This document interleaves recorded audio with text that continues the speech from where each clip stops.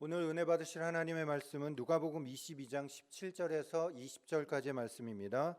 누가복음 22장 17절에서 20절까지의 말씀을 다 같이 봉독하겠습니다. 이에 잔을 받으사 감사기도 하시고 이르시되 이것을 갖다가 너희끼리 나누라. 내가 너희에게 이르노니 내가 이제부터 하나님의 나라가 임할 때까지 포도나무에서 난 것을 다시 마시지 아니하리라 하시고 또 떡을 가져 감사기도 하시고 떼어 그들에게 주시며 이르시되 이것은 너희를 위하여 주는 내 몸이라. 너희가 이를 행하여 나를 기념하라 하시고 저녁 먹은 후에 잔도 그와 같이 하여 이르시되 이 잔은 내 피로 세우는 새 언약이니 곧 너희를 위하여 붓는 것이라. 아멘.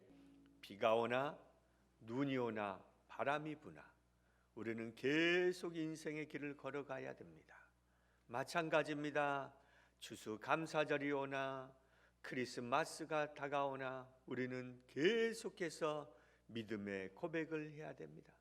이번 달에 아주 좋은 일이 일어났습니다. 이번 달에 아주 좋은 일이 일어났습니다. 이번 달에 아주 좋은 일이 일어났습니다.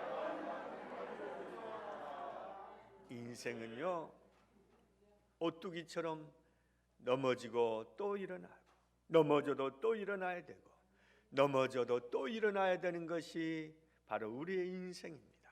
왜요? 때로는 자식 때문에, 때로는 부모 때문에, 때로는 믿음 때문에 다시 일어나야 되는 것이 우리 인생인 것입니다.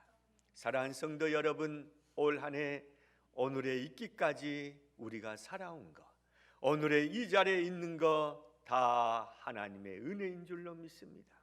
그래서 이 추수감사절은요, 해년마다 다가오는 그러한 감사절이 아니라 내 삶의 힘과 능력이 되신 주님께서 나를 돌보시고 지키심으로 이 자리에 왔음을 믿으시기를 주의 이름으로 간절히 축복합니다. 내가 목회를요 지금 33년째입니다. 얼마나 많은 일을 경험했겠습니까?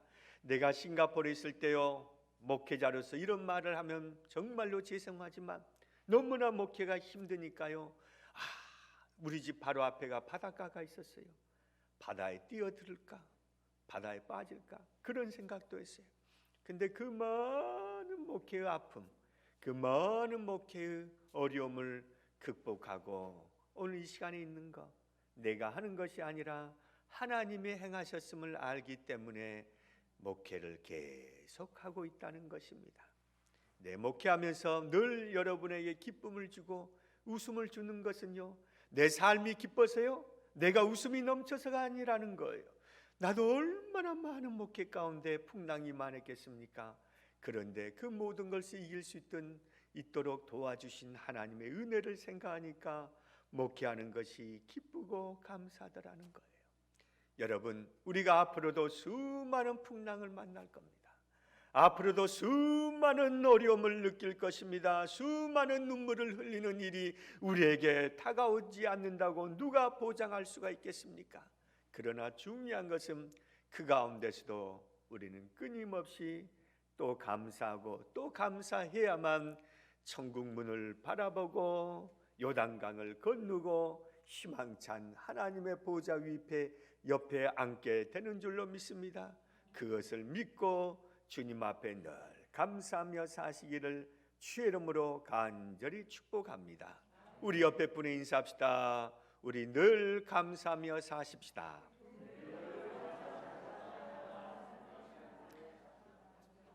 배우인 김수미 씨가 이런 말을 했습니다. 나이 70이 넘어보니 아침에 눈 떠서 살아있는 것만 해도 감사하다. 여러분, 맞습니다. 눈 떠서 살아있다는 것 자체만 해도 감사하는 거예요. 여러분, 우리가 감사를요 멀리서 찾을 것이 아닙니다. 감사를요 크게 찾을 것이 아니라 아침에 눈 뜨는 것만 생각해도 감사 또 감사하며 살아야 된다는 것입니다. 오늘 저와 여러분들은요, 해년마다 맞이하는 이 감사절을 맞이해서 큰 것을 통하여서 어떠한 하나님의 큰 사랑과 큰 은혜가 아니라 할지라도 하루하루 살아갈 수 있도록 나를 돌보신 그 주님 앞에 감사하며 살 수 있는 저와 여러분 되시기를 주의 이름으로 간절히 축복합니다. 우리 학교 다닌 아이들이요, 갑자기 부모님께 사랑합니다 어머니, 존경합니다, 감사합니다 이 말을 합니다. 왜 그런지 아십니까? 이유는 간단합니다. 용돈이 떨어졌다는 것입니다. 이유가 있다는 것입니다. 조건이 있다는 것입니다. 그런데 저와 여러분은요, 주님 앞에 감사할 조건이 없어요. 이유가 없어요. 그냥 감사하는 것입니다.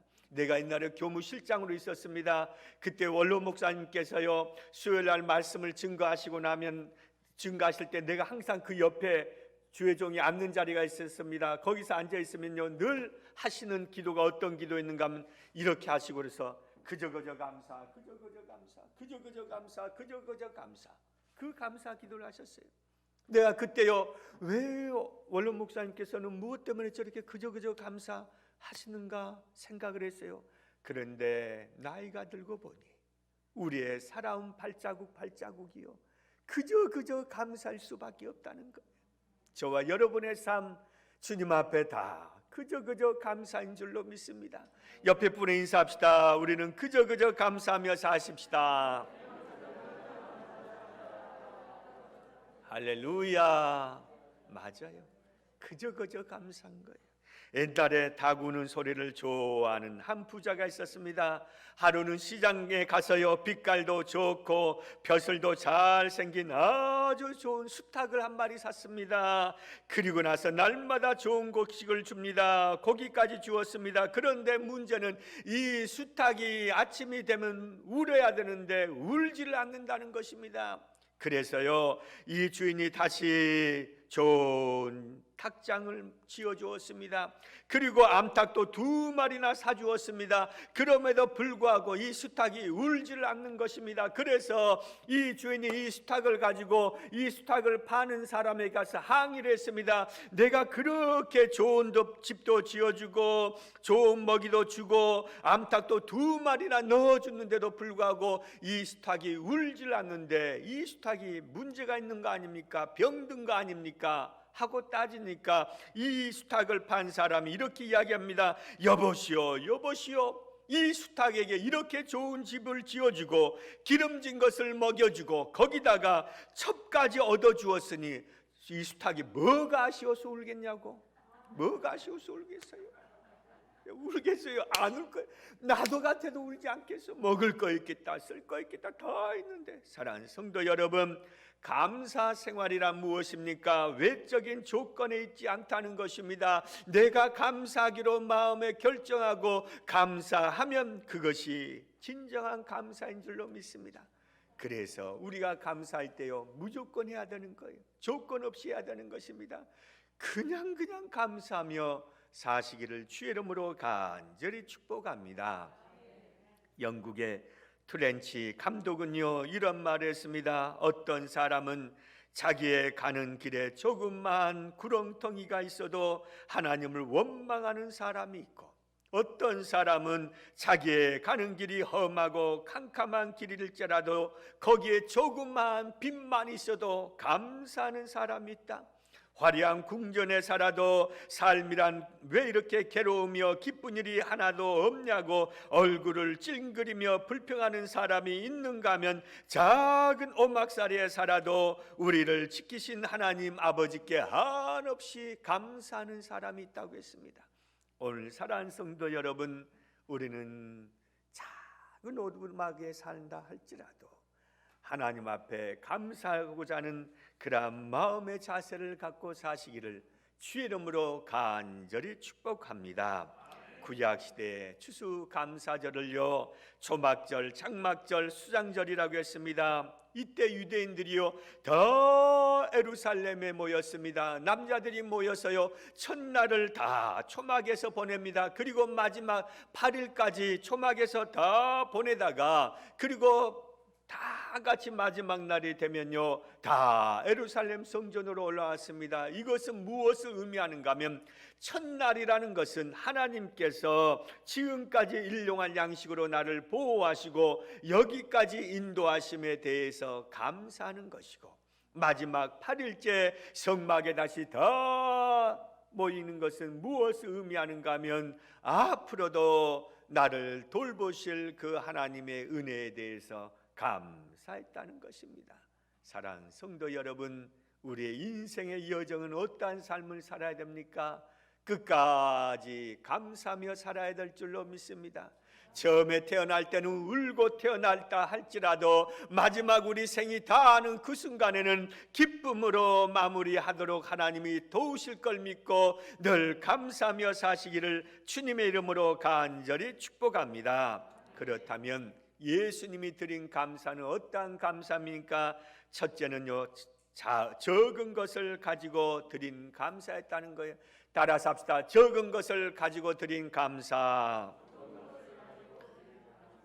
적다는 것은요, 부족하다는 것입니다.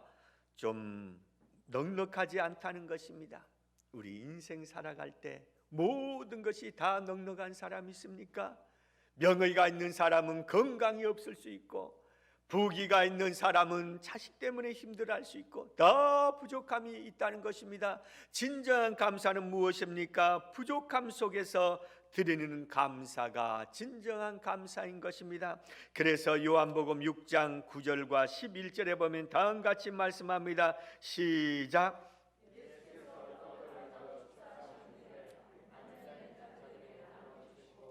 물고기도 그렇게 그들의 원대로 주시니라. 바로 광야에서 보니까요, 예수님이 말씀을 증거하셨습니다. 그런데 먹을 것을 줘야 되는데 먹을 것이 없습니다. 빌립이요, 보리떡 5개와 물고기 2마리를 가져와서 200데나리온 가지고도 이 사람들을 다 먹이기에 부족하다고 말합니다. 안드레가 이 적은 걸 가지고 어떻게 하겠습니까 하면서 주님 앞에 보리떡 5개와 물고기 내놓습니다. 그런데 보십시오, 주님이 그 적은 것을 가지고 축사하시사 놀라운 기적이 이루어진 줄로 믿습니다. 다 먹고도 남게 되었다는 것입니다. 진정한 감사는요, 풍부함 속에서 감사하는 것이 아니라 없는 것, 부족한 것, 적은 것 가운데도 감사하는 것이 진정한 감사인 줄로 믿습니다. 성도들의 감사를 4가지로 분류했습니다. 첫째, 적은 것에도 감사하는 성도. 두 번째, 필요한 만큼 충족되어야 감사하는 성도. 세 번째, 필요 이상으로 넘쳐야 감사하는 성도. 네 번째, 절대 감사가 없는 성도. 사랑하는 성도 여러분, 우리는 1번에 속한 사람, 적은 것에도 감사할 수 있는 저와 여러분 되시기를 주의 이름으로 간절히 축복합니다. 사람이 살면서 불평하려고 하면요, 더 불평거립니다. 그런데 감사하려고 하면요, 모든 것이 다 감사거리밖에 없다는 것입니다. 그러므로 사랑하는 성도 여러분, 저와 여러분들은 주님 앞에 어떠한 일이 있어도, 아무리 부족하다 할지라도, 아무리 궁핍함을 느낀다 할지라도 감사하고 또 감사하며 사시기를 주님의 이름으로 간절히 축복합니다. 두 번째로 볼 수 있는 것은 실패 가운데 드리는 감사라는 것. 제가 오래전에 교구장으로 있을 때 일입니다. 어느 분이 저에게 와서 목사님 예배 한번 드려주십시오 해서 갔습니다. 간데요, 분위기가 이상해요. 사업장인데 분위기가 이상해요. 가서 물어봤어요. 아니 오늘 무슨 예배를 드려야 됩니까? 했더니요, 이분이요 뭐라고 이야기하신가 하면 폐업 예배를 드리자는 거예요. 폐업 예배. 나는 개업 예배는 드려봤어도 폐업 예배는 안 드려봤어요. 내가 물어봤어요. 아니 어떻게 폐업 예배를 드리게 되었습니까? 목사님, 장사가 너무 안 돼서 안 되겠어요. 그래서 폐업 예배를 드립니다. 근데요, 이것도 다 하나님의 뜻이 있지 않겠습니까? 그래서 오늘 목사님 모시고 이렇게 폐업 예배를 드리려고 합니다. 내가 괜히 폐업 예배 드린다고 하면요, 좀 지역 식구들한테도 이상할 것 같아서 조용히 목사님께 이유도 말씀드리지 않고 모시고 예배 드리는 겁니다. 하고 폐업 예배를 드렸어요. 내가 그때요, 내가 은혜를 받았어요. 사랑하는 성도 여러분, 사람은 개업 예배는 드립니다. 그런데 폐업 예배는 드리지 않네요. 그런데 중요한 것은 우리가 이 땅에 태어난 것은 개업이라고 할 수 있습니다. 그런데 이 땅을 떠날 때는 폐업이라고 할 수 있습니다. 우리가 인생을 살면서 개업과 폐업이 딱 두 번만 있으면 얼마나 좋겠습니까? 그런데 그렇지 않다는 것입니다. 인생은 항상 폐업이 있을 수 있습니다. 때로는 내 삶 때문에, 가정 때문에, 남편, 아내, 자식 때문에, 사업 때문에 늘 폐업이 있을 수 있습니다. 그런데 중요한 것은 무엇입니까? 그러한 가운데도 감사를 드릴 수 있는 성도가 되시기를 주의 이름으로 간절히 축복합니다. 우리 마태복음 11장 21절의 말씀 한번 보겠습니다. 화 있을진저 고라시나 화 있을진저 베세다야, 너희에게 행한 모든 권능을 두로와 시돈에서 행하였더라면 그들이 벌써 베옷을 입고 재에 앉아 회개하였으리라. 이 말씀은 무엇인가 하면 주님께서 가장 복음을 많이 증거하신 곳이 어떤 곳인가 하면 고라신과 베세다였다는 것입니다. 그런데 이곳 사람들이 예수님을 영접을 않습니다. 너무나 강팍합니다. 이것이 바로 주님께서 보실 때는, 인간 사람들이 보았을 때는 너무나 강팍해서 복음을 듣지 않는 이 사람들을 통해서 주님께서 하신 내용이 본문 말씀입니다. 어떤 면에서 세상적으로 보면 복음을 받아들이지 않았다는 건 실패라고 할 수 있습니다. 그런데 그 가운데서도 주님이 하시는 말씀이 있습니다. 그 말씀이 마태복음 11장 25절에 다음같이 말씀합니다. 시작. 그때 마태복음 11장 25절 시작.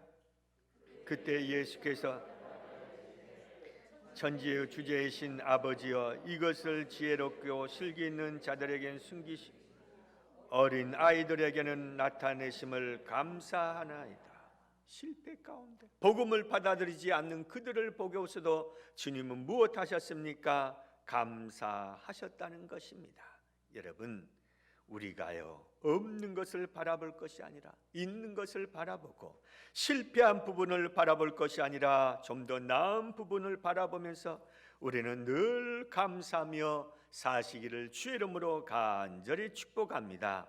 노만필 박사님이 계십니다. 어느 날 열차를 타고 여행을 하는데 앞에 앉아있는 중년 부인이 계속해서 불평을 합니다. 좌석이 불편합니다. 시트가 지저분합니다. 승무원이 불친절합니다 하고 계속해서 불평을 합니다. 그런데 그 옆에 있는 남편이 이 로만 빌 박사님에게 뭐라고 이야기하는가 하면, 박사님, 내 부인은 불평 공장 사장입니다 하고 이야기했던.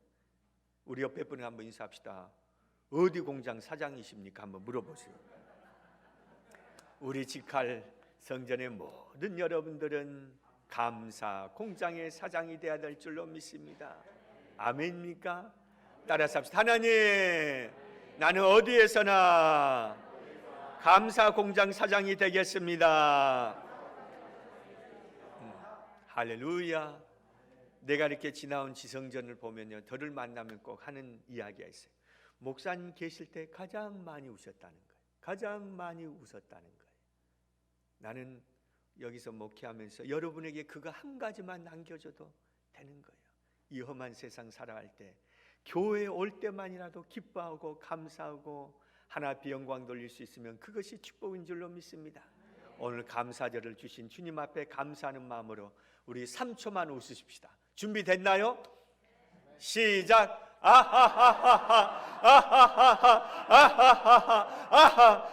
감사하다. 감사하다. 행복하다. 할렐루야.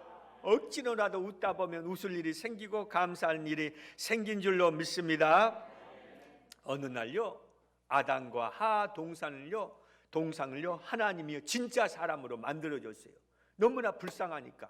그런데 하나님이 진짜 아담과 하를 동상을요 진짜 사람으로 만들어 주시고 나서 뭐한가 봤더니요, 비둘기를 잡고 막 털을 뽑는 거예요.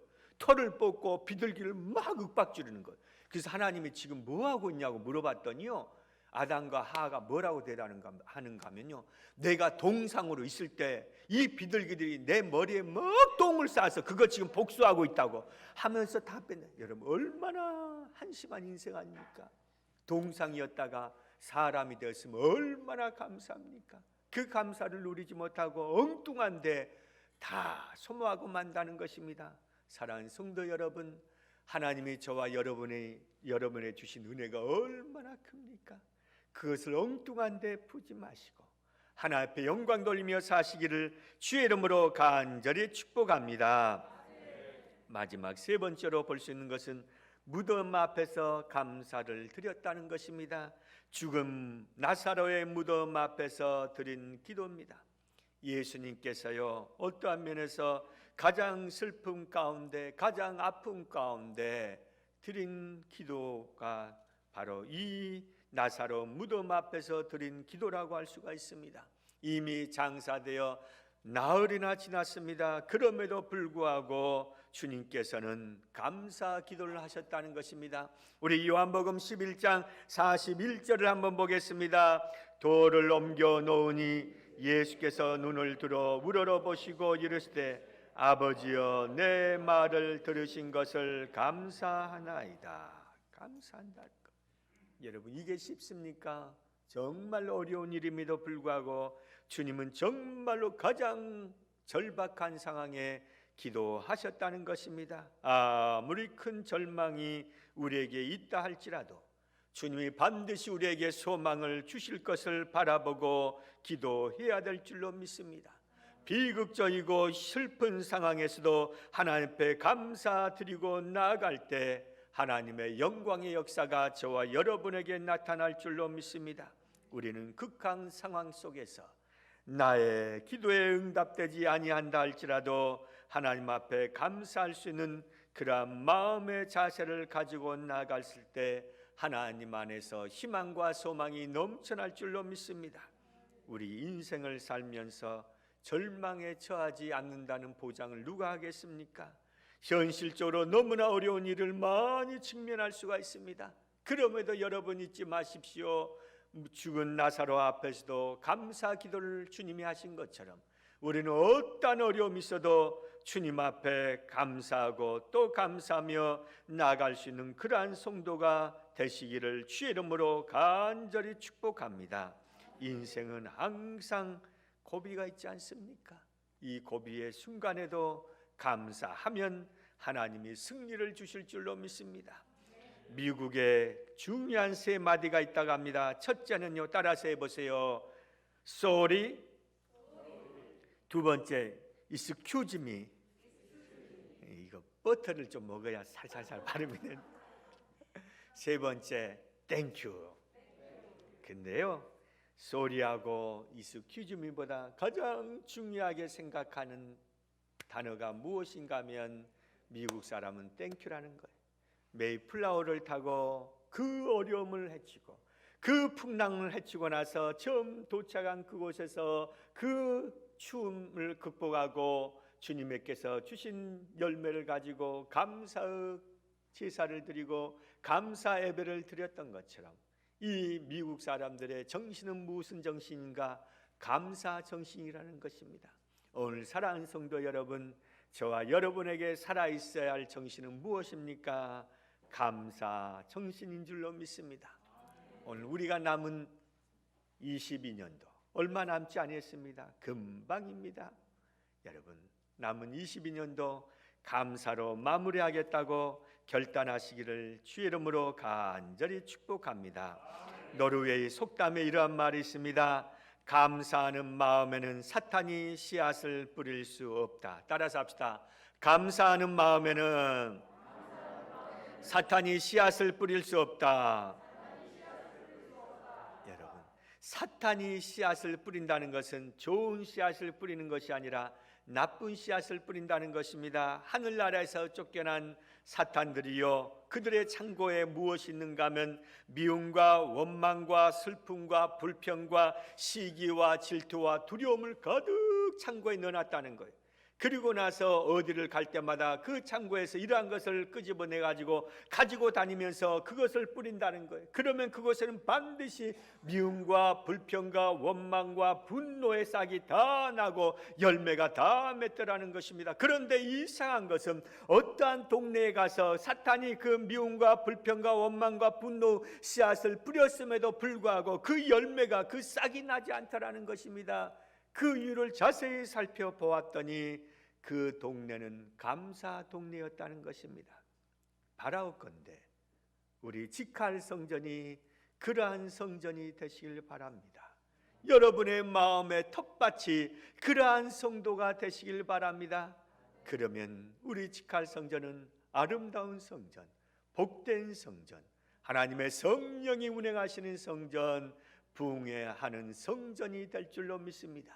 그 은혜의 역사가 저와 여러분에게 넘쳐나시길 바랍니다. 여러분의 가정이, 여러분 밭이 그러한 밭이 되시기를 주의 이름으로 간절히 축복합니다.